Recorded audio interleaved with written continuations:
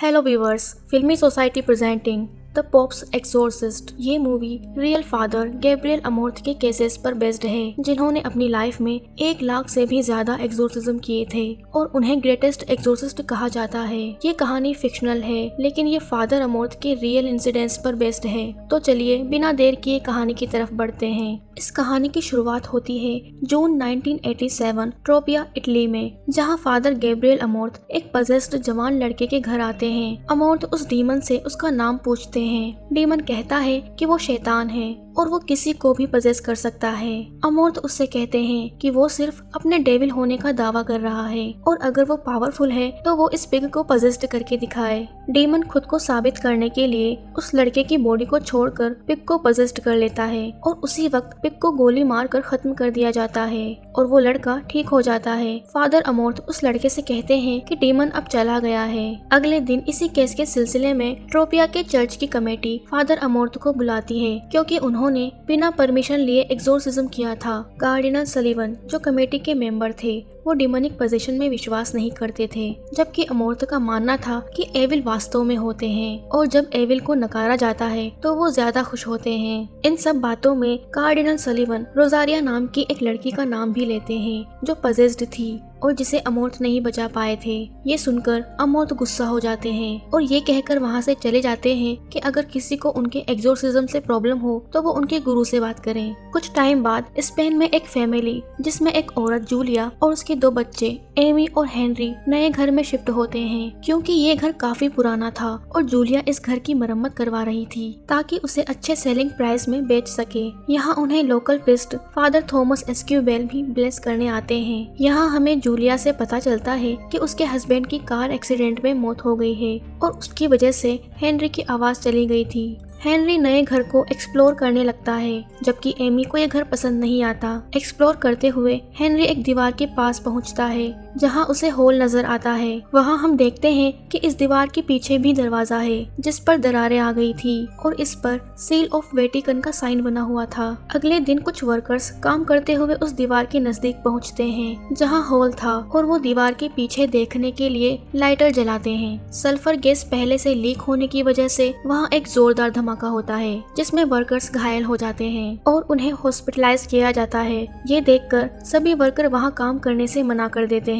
ये धमाका इतना जोरदार था कि उस दीवार के पीछे एक और दरवाजा था जिसमें दरार आ गई थी। इसकी वजह से चर्च में कैद डीमन आजाद हो गया था और उसने सबसे पहले हेनरी को पजेस कर लिया था। जूलिया हेनरी का अजीब बिहेवियर देखकर उसके मेडिकल टेस्ट करवाती है, लेकिन मेडिकल रिपोर्ट नॉर्मल आती है। हेनरी डिमोनिक वॉइस में जूलिया से कहता है कि वो सबको मार देगा और प्रीस्ट को बुलाने की इच्छा जाहिर करता है। जूलिया फादर थॉमस को बुलाती है, लेकिन शैतानी ताकत उसे ये कहते हुए बाहर धक्का दे देती है कि गलत प्रीस्ट को बुलाया गया है।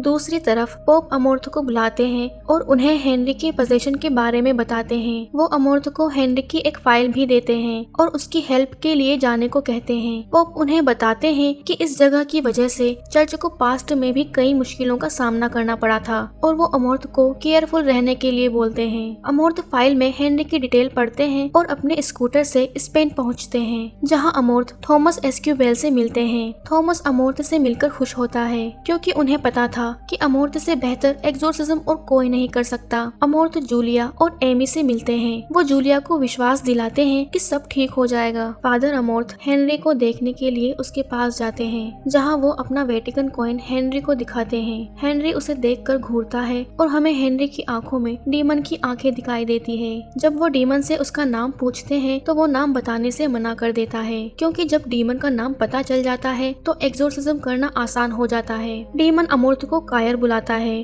क्योंकि अमोर्थ पहले एक आर्मी में सिपाही थे, लेकिन वो दुश्मनों से नहीं लड़ सके। लेकिन उन्हें इस बात से कोई फर्क नहीं पड़ता। तभी हेनरी अपने मुंह से एक मरी हुई चिड़िया निकालता है, जिसे देखकर अमोर्थ परेशान हो गए थे। वो बाहर आकर जूलिया और थॉमस को हेनरी के पोजीशन के बारे में बताते हैं और कहते हैं कि ये बहुत खतरनाक डीमन है और हेनरी ही इसीलिए पजेस हुआ क्योंकि डेविल के लिए किसी का ट्रॉमा गेटवे होता है। अब थॉमस भी अमोर्थ के एक्सोर्सिज्म में उनके साथ प्रेयर करता है, लेकिन डीमन प्रे रोकने के लिए बार बार उनका ध्यान भटकाता है। डीमन उन्हें उनके पास्ट के पापा पापों के बारे में बताता है और फादर अमोर्थ से कहता है कि उन्होंने रोजारिया के केस में उसे मरने दिया। दूसरी तरफ वो थॉमस से कहता है कि वो प्रीस्ट बनने के बाद भी एडेला नाम की लड़की के साथ रिलेशन में था। ये सब सुनकर थॉमस गुस्से में हेनरी का गला पकड़ लेते हैं। डेमन अमोर्थ से कहता है कि उसने अमोर्थ को जाल में फंसा लिया है। अमोर्थ तुरंत थॉमस को बाहर ले जाते हैं और एग्जोर्सिज्म बंद कर देते हैं। अब फादर अमोर्थ और थॉमस बाहर आकर एक दूसरे को अपने पापों के बारे में बताते हैं जो उन्होंने पास्ट में किए थे।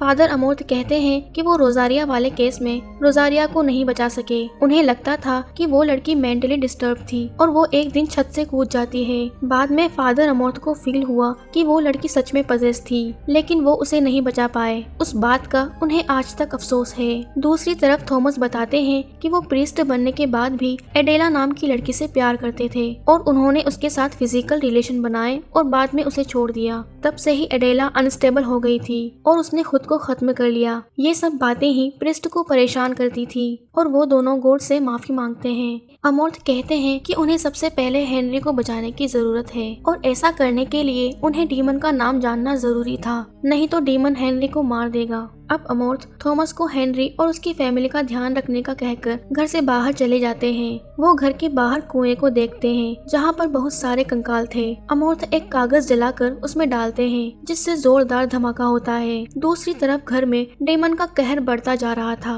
डेमन हेनरी के जरिए अपने मुंह से थॉमस का कान काटता है और जूलिया को बेड के अंदर खींचता है और एमी को रूम के अंदर चारों तरफ फेंकता है। इधर फादर अमोर्थ थॉमस को लेकर उस दीवार के पीछे बने तहखाने में पहुँचते हैं। दूसरी तरफ पॉप उस चर्च की हिस्ट्री के डॉक्यूमेंट्स देख रहे थे। चर्च की हिस्ट्री देखकर उन्हें उसकी असलियत के बारे में पता लग गया था कि अचानक उनकी तबीयत खराब होने लगती है। उन्हें हॉस्पिटलाइज किया जाता है, जहां पॉप होश में आने के बाद लुलुम्बा और सलीवन को अमोर्थ के लिए मैसेज देने की कोशिश करते हैं। तहखाने में कई सारी डेड बॉडीज थी। वहीं एक डेड बॉडी पिंजरे के अंदर कैद थी जो कि कार्डिनल प्रोटेक्टर की थी और ये पिंजरा इंसान को कैद करने के लिए नहीं था बल्कि खुद को एक्सोर्सिज्म के दौरान डीमन से बचाने के लिए था। अब वो आगे जाते हैं तो उन्हें एक सीक्रेट रूम में ग्रेटेस्ट एक्सोर्सिस्ट फादर फ्रेड का कंकाल मिलता है और उनके कुछ सामान के साथ एक बुक भी वहाँ मिलती है। थॉमस को बुक से पता चलता है कि ये चर्च उन जगहों में से एक है जहाँ हेल से 200 एविल एंजल्स में से एक यहाँ गिरा था और यहाँ पर तब से ही एक डीमन का कब्जा था। ये डीमन हेल के सबसे खतरनाक डीमन में से एक था। जब यहाँ चर्च बना था तो डीमन ने पॉप, एक्सोर्सिस्ट सबको पजेस कर लिया था और चर्च की आड़ में गलत काम करवाए थे। पजेस्ड हुए फादर फ्रेड स्पेन न्यायिक जांच आयोग के संस्थापक थे। इसका फायदा उठाकर डीमन ने फादर फ्रेड के जरिए लाखों लोगों को मारा था। डीमन का प्लान अर्थ पर अपने बाकी साथियों को ढूंढकर अपनी एक आर्मी बनाना था और चर्च को खत्म करके अर्थ पर राज करना था, जिसके अंदर डीमन को सक्सेस भी मिलने वाली थी। लेकिन इसके पहले वेटिकन को इसके बारे में पता चल गया और उन्होंने डीमन को कैद करके उस चर्च को बंद कर दिया था। लेकिन कंस्ट्रक्शंस के काम की वजह से वो दीवार टूट जाती है और अंदर के दरवाजे पर लगी वेटिकन सील में भी दरार आ जाती है, जिससे डीमन आजाद हो गया था। दूसरी तरफ डीमन ने हेनरी के जरिए एमी को भी पजेस कर लिया था और डीमन अब उसकी माँ को भी परेशान कर रहा था। थॉमस और अमोर्थ को उस डीमन का नाम पता चल जाता है और जैसे ही अमोर्थ उस डीमन का नाम लेते हैं तो उसकी शक्तियाँ कमजोर हो जाती हैं और वो एमी और जूलिया को छोड़ देता है। अमोर्थ बताते हैं कि इस डीमन का नाम एस्मोडियस है जो हेल का सबसे खतरनाक डीमन है। तभी थॉमस को रियलाइज होता है कि गैब्रिएल अमोर्थ को यहाँ बुलाने का डीमन का ही प्लान था, क्योंकि डीमन एक ऐसे ही एक्सोर्सिस्ट की तलाश में था जिसे वो काबू में करके गलत काम करवा सके। इसीलिए डीमन ने अमोर्थ से कहा था कि वो उसके जाल में फंस गया है। अमोर्थ और थॉमस गॉड से अपने पापों की माफी मांगते हैं और जूलिया और एमी को भी अपने साथ प्रेयर में शामिल करते हैं ताकि वो हेनरी को बचा सके। अब हेनरी का चेहरा बिल्कुल एस्मोडियस जैसा लग रहा था। डीमन प्रीस्ट को प्रेयर से डिस्टर्ब करने के लिए उन्हें पास्ट के विजन्स दिखाता है, लेकिन प्रीस्ट को इन सब विजन्स से कोई फर्क नहीं पड़ता। डीमन हेनरी के पेट पर लिखता है गॉड इज नॉट हियर और एमी को दोबारा पजेस करके जूलिया पर अटैक करता है। फादर अमोर्थ फैमिली और थॉमस को बचाने के लिए डीमन के आगे सरेंडर कर देते हैं और अब हेनरी और एमी का पोजीशन खत्म हो जाता है। थॉमस जूलिया और बच्चों को घर से बाहर लेकर आता है और उनसे कहता है कि वो यहाँ से कहीं दूर चले जाएं। डीमन अमोर्थ को काबू में करने लगता है। अमोर्थ खुद को खत्म करने की कोशिश भी करते हैं, लेकिन डीमन पावर उन्हें रोक देती है। डीमन अमोर्थ को वापस तहखाने में ले आता है, जहाँ अमोर्थ को मदर मेरी के विजन दिखाता है, लेकिन मदर मेरी के रूप में रोजारिया उन्हें डराती है और उन्हें कमजोर करने लगती है। तभी वहाँ थॉमस पहुँच जाता है, जहाँ वो अमोर्थ को देखता है, जिसको डीमन ने पूरी तरह से अपने काबू में कर लिया था। थॉमस अमोर्थ को बचाने के लिए प्रेयर करने लगता है। तभी डीमन अडेला के रूप में थॉमस पर हमला कर देता है, लेकिन वो दोनों एक साथ प्रे करते हैं और अपने सामने वाले डीमन के रूप को खत्म करके हेल में फेंक देते हैं। लास्ट में अमोर्थ पॉप से मिलने के लिए थॉमस के साथ रोम जाते हैं, जो पूरी तरह ठीक हो चुके थे। यहाँ उन्हें कार्डिनल सलीवन के बारे में पता चलता है, जिन्हें फाइनली डीमन के होने का एहसास हो गया था और तब से उन्होंने कार्डिनल का पद छोड़ दिया था। अब उनकी जगह लुलुम्बा ने ले ली थी। लुलुम्बा उनसे कहते हैं कि उन्हें अभी बहुत सारी जगह पर एक्सोर्सिज्म करना है, जहां डीमन ने लोगों को पजेस कर रखा है। अमोर्थ थॉमस से कहते हैं कि वो हेल में जा रहे हैं और इसी के साथ ये कहानी यही खत्म होती है। सो गाइज, ये वीडियो आपको कैसा लगा प्लीज मुझे कमेंट करके जरूर बताएं और अगर आप चैनल पर नए हैं तो चैनल को सब्सक्राइब करना ना भूलें। मिलते हैं ऐसे ही किसी इंटरेस्टिंग स्टोरी के साथ, तब तक के लिए keep watching and stay safe.